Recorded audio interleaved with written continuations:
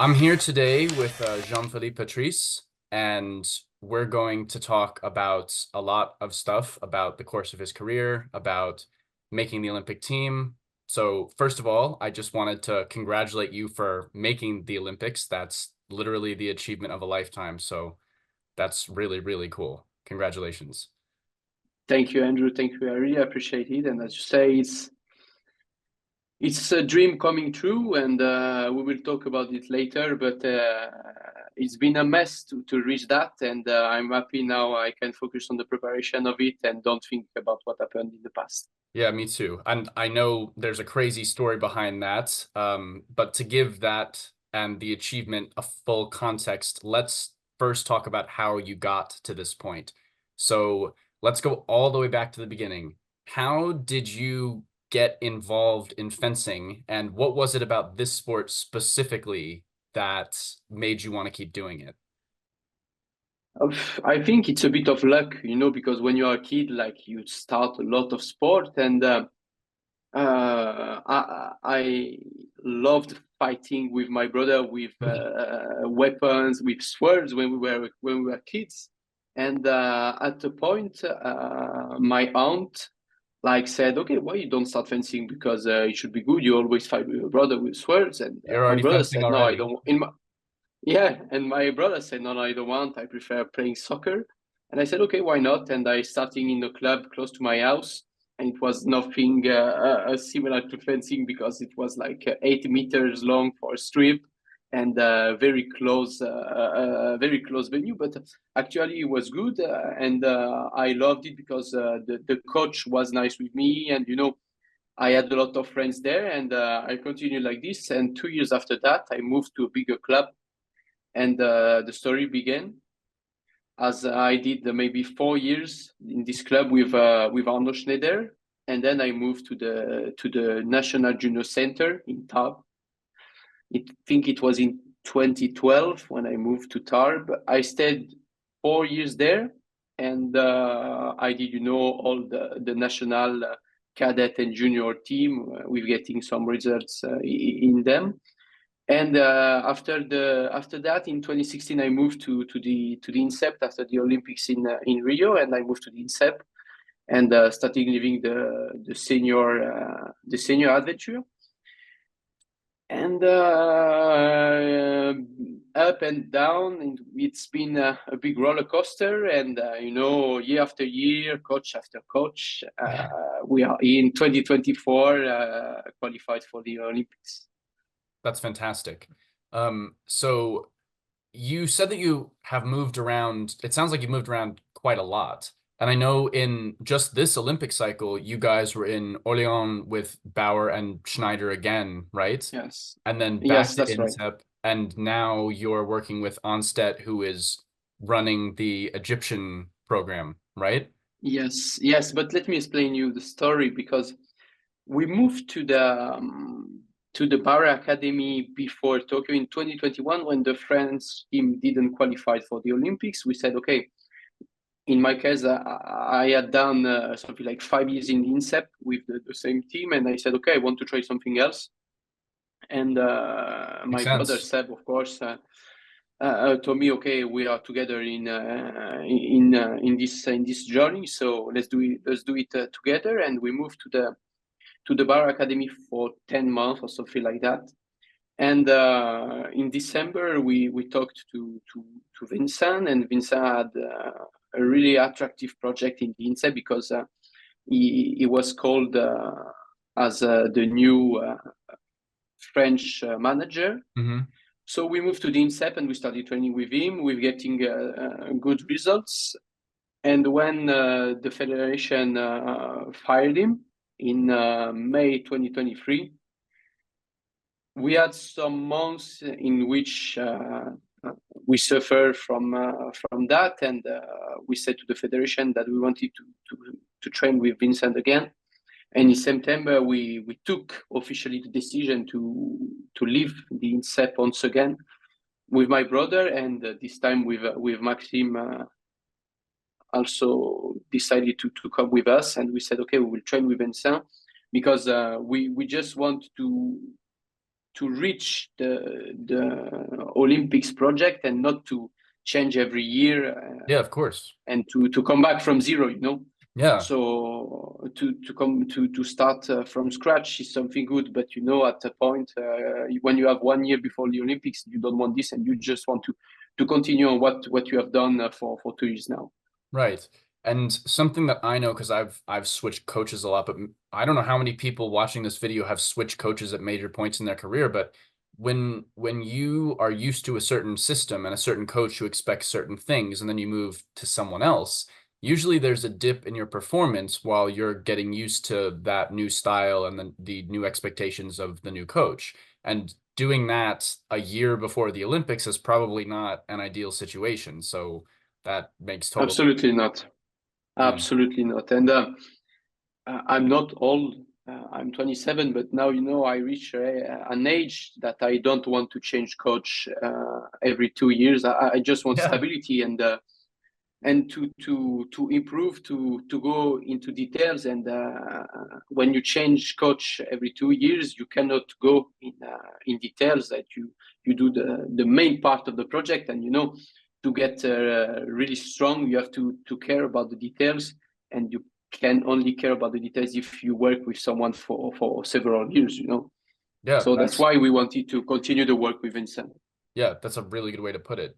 So how has the influence from each of those coaches and styles come together to affect your fencing?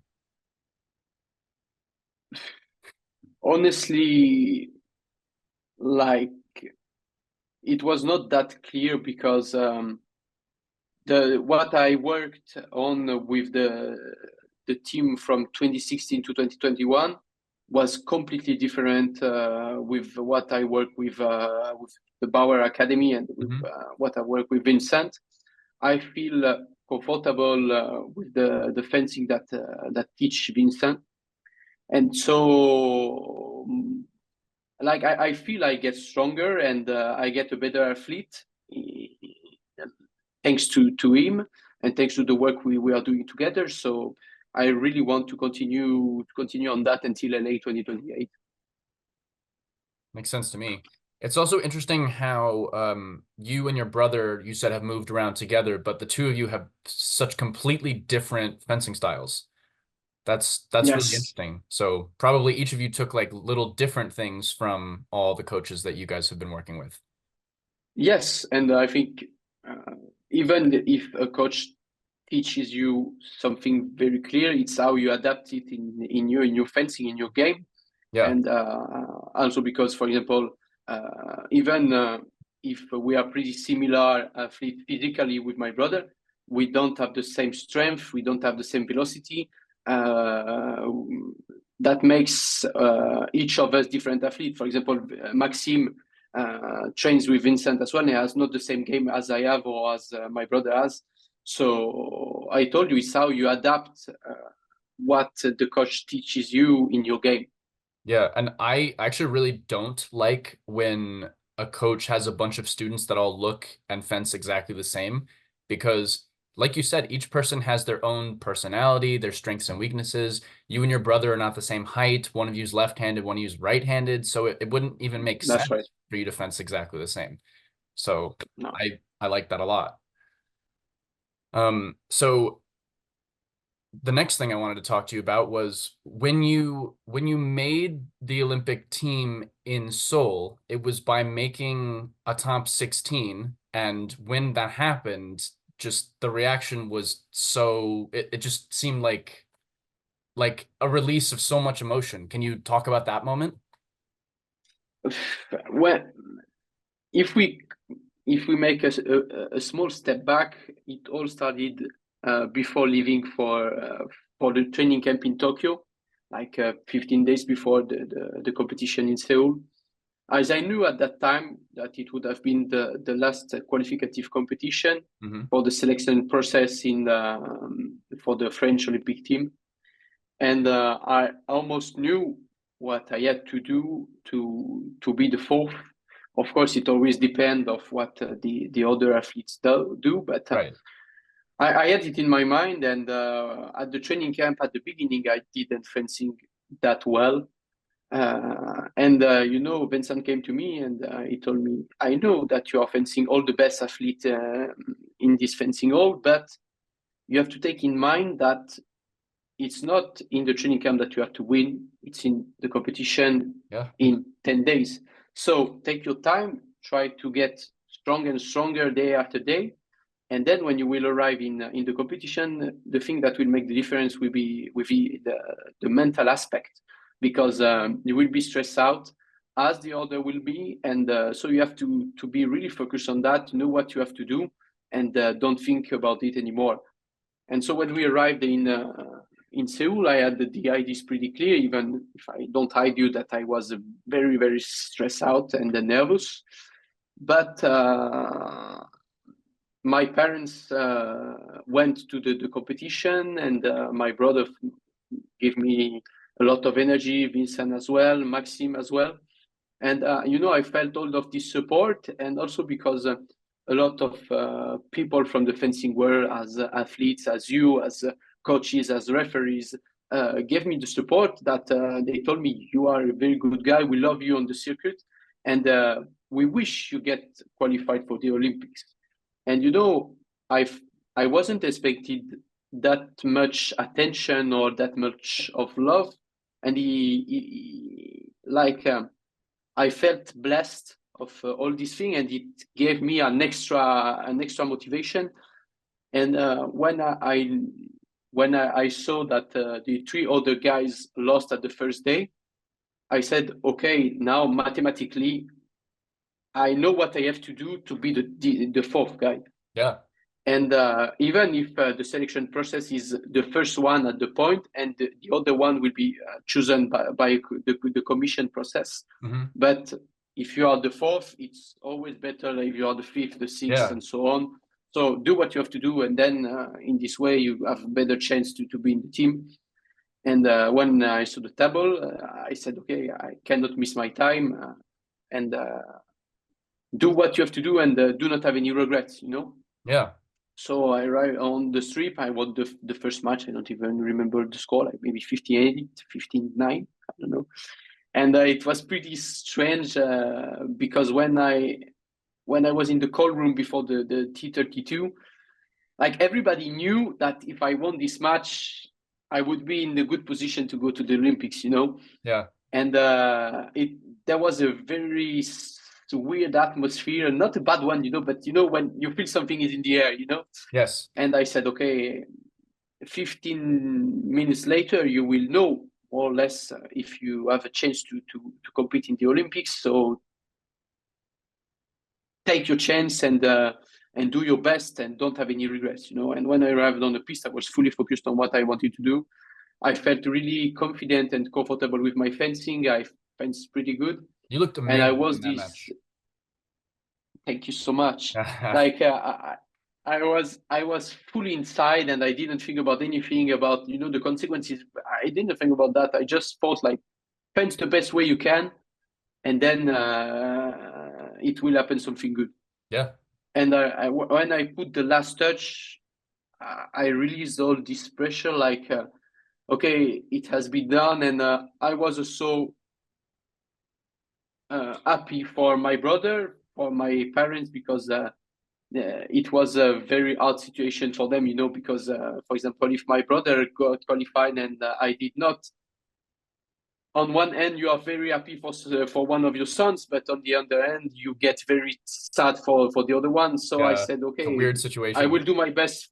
Yes, I will do my best for my family, for my brother, because we had this dream, and we promised ourselves some years before that we would have competed together at the Olympics in Paris. And once I put the last touch, I said, okay, now it's done. Just don't think about all the bad things that happened in the past, and just enjoy your fencing, and enjoy every touch you will do in this competition, and the future competition as well. And it was a very strange feeling, because I did not feel that before. And also, after winning that, all the coaches and the athletes came to me and shook my hand and said, congratulations, we are so happy for you, you deserve that.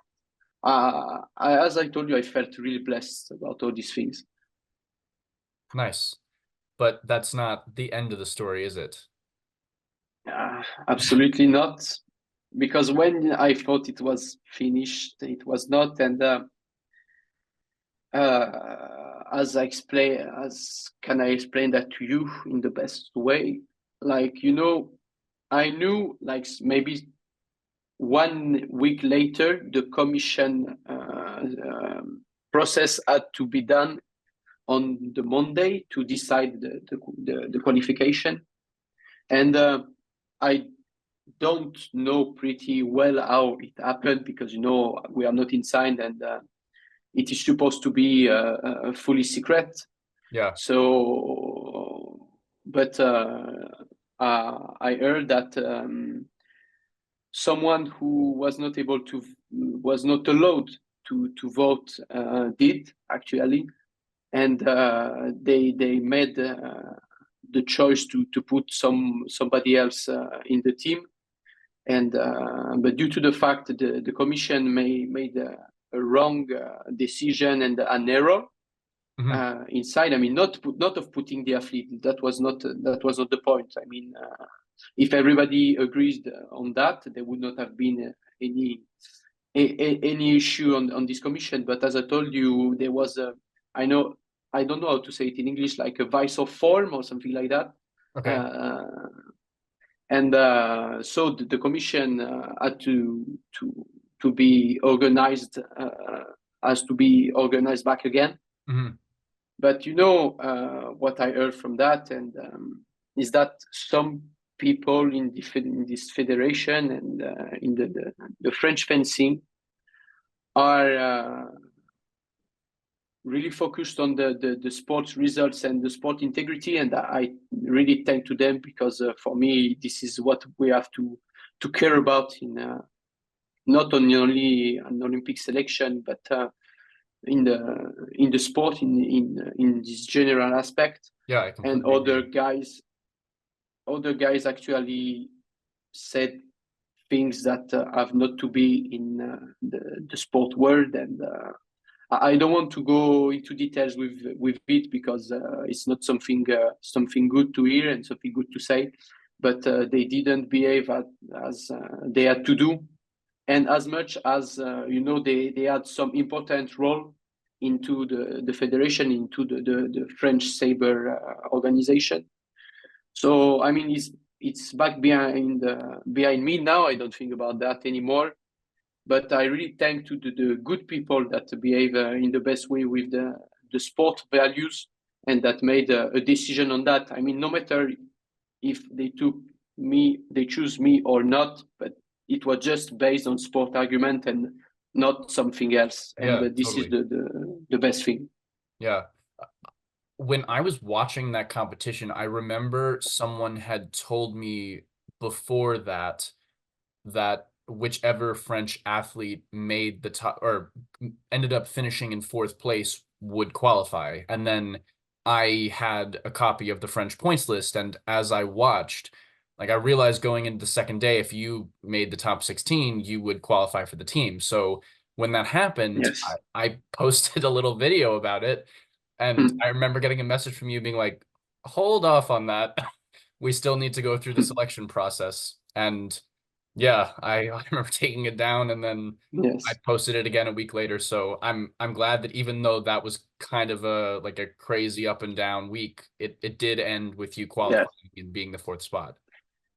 But what was the worst thing is that everybody thought, I mean, the whole fencing world knew about this situation, and knew about that if the one who would have been the fourth, because Mhm. this is what the previous coach and his team said to us, would have been in the team doing the best results and being the fourth.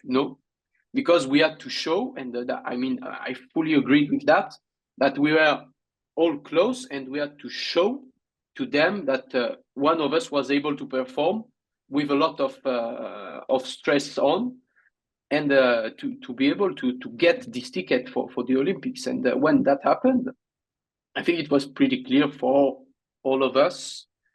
But maybe not for them. Yeah. So when 1 week later, as you know, what happened, it was a disaster because we didn't understand, and hopefully the things got right after that. But as I told you, I honestly didn't think that the sport integrity would have not been respected as it has been.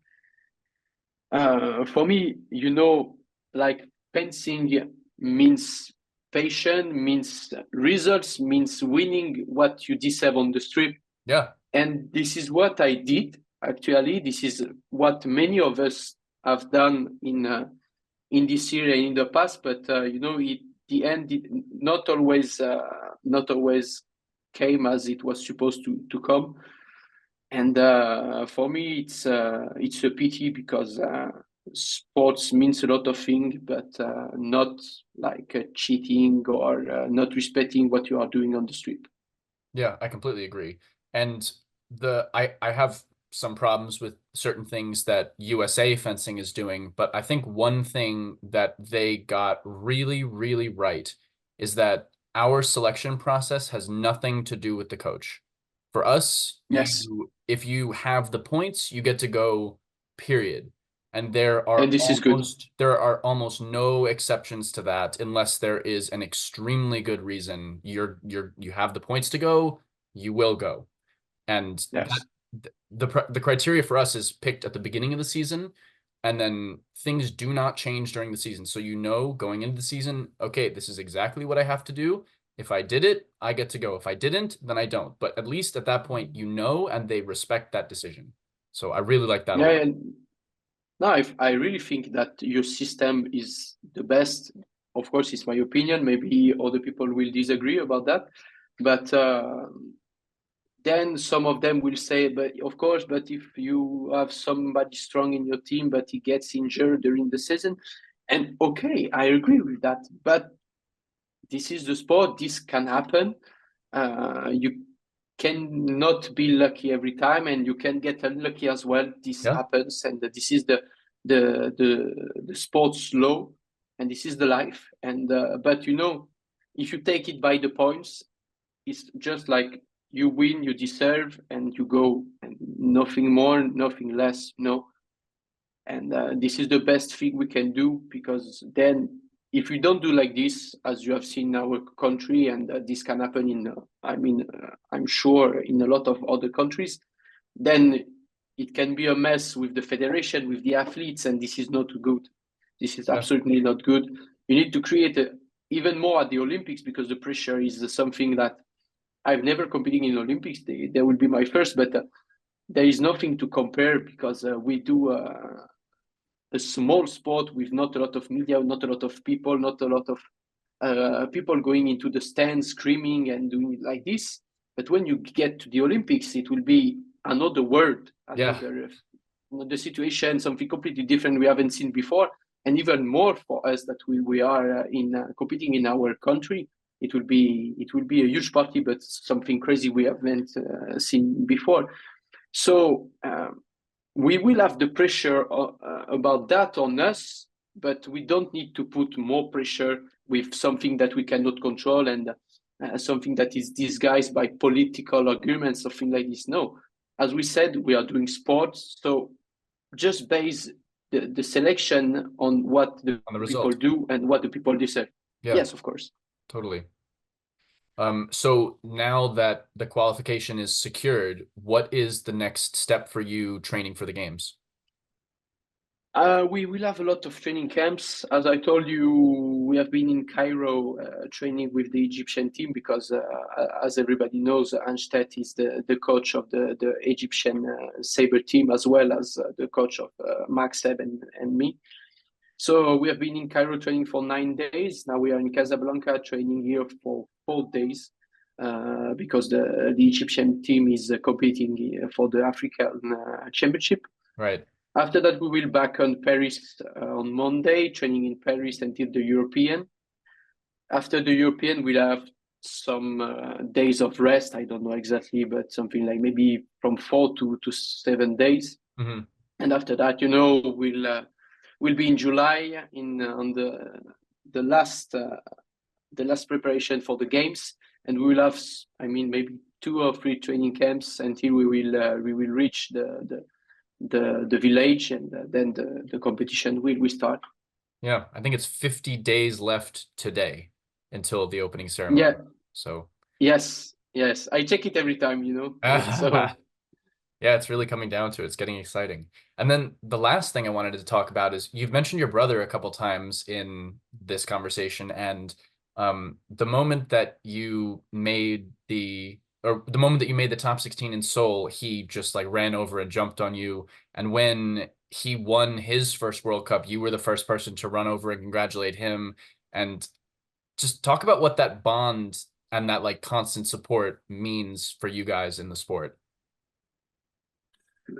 um, talking about that, gives me goosebumps. Like it's uh, it's something I think not a lot of people can understand, because some of them have brothers and sisters into the fencing, but having the relationship we have with my brother and with my whole family, actually, because we don't have this relationship with Seb in a lucky way. It was something that has been taught by our parents. This is Hmm. the family values we have. For example, to come back in Seoul, when I made the top 16, Seb ran on me, and he was almost crying. And then I don't know, maybe you have seen that I turned around and I was looking for my parents. And then I came back in the stands, taking them into my arms, and they, my dad never cries, but he was really really happy. My mom was crying. I called my sister in France, who was watching the match, and she was like, congratulations, crying. I called my future wife as well, and she was really really blessed about what happened. And I told that a lot of times in the past, that my victories are the one of my brother, and same for him, and the defeats are pretty the same. Like Yeah, when he loses, I really suffer from that, and we talk about it after. And when he wins, or when I win, the emotions are crazy, are going like crazy, because you are happy for him, he's happy that you are happy for him, and it creates a very strange feeling, but it's something really really cool. It's a dream coming true. I don't hide you, because competing in Paris 2024 in our country with my brother was our dream, was our goal, was the goal of our family. Uh, and it will get crazy when we will fight for for the team event, and trying to win Olympics together. The 2 years brother did it in the past, in 2004, 20 that's right. years Yeah. ago exactly. So I hope we'll have the same issue, and we will live that together. It's I told you, it's something very difficult to describe, because it comes from the the, the bottom of my heart, and Seb will absolutely tell you exactly the same. Like we have dreamed about that. We cannot wait to to be there and in front of our country, in the crowd, and winning together. It will be something crazy, of course. I mean, being at the top of the Olympics is a hard task, Yeah. and there will be a lot of amazing fencers, but it's really something exciting, because we will be fencing with the best fencers in the world. Some of them are the best in histories, Yep. and trying to get that is something wow, absolutely crazy. Yeah. And if you could win a medal despite all of that, especially in your home country, that would just be so amazing. Yes, because my parents will be there, our friends will be there. The one who cannot be there will watch us on the TV. So wow, I cannot wait to live that. Will be something incredible. Yeah, really, really exciting. Well, that's all the questions that I have for you. Is there anything else you want to say about this or anything, or do you have any questions you want to ask me? Actually, not. I thank you for this interview. I thank you that we have been able to talk about everything. By the way, you have a nice T-shirt, Yeah. and and I hope to see you ASAP.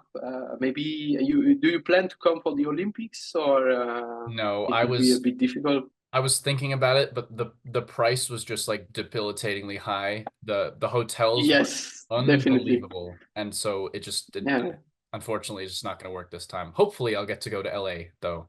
It'll be a little easier in the home yeah. country. So, I think so. I think so. But yes, the prices are crazy in Paris. I mean, I had a lot of friends that asked me that, do you have some tickets for us? And I said, no, that yeah. because the Olympic Committee provides us only 6 tickets. Mm, And so once you gave them to the family and the closest friends, yeah. and you do not have a lot to give. And also for staying and sleeping in Paris, it's something crazy. I have seen the price, and actually, I wanted to put my flat on the Airbnb, but my friends will come. My wife will be in the flat, and her family will come as well. So she told me you cannot put it on Airbnb, and she's the boss for that. So I said, okay, you manage this, and I will do my job. That's funny. Well, I really appreciate you taking the time to talk about this, especially in English, which I know is not your first language, but you speak it very well. And so I'm very appreciative of that. Actually, I have did a university, and I used to talk in English every day because it was an international university that has a lot of Italians, Indians, and all the countries from all around the world. So I had to practice a little bit, and my English is not perfect for now, but I'm still working on it. So I hope it will get better soon. Yeah, the important thing is that we can understand each other. I mean, you use the word goosebumps, which Yeah, is a very uncommon word to know, and I giggled a little bit when you when you said that. But I don't have to think about the way that I ask a question. I know I could just talk and we can talk back. So, yeah, that's true. all right. Well, thanks so much for everything and good luck in your training.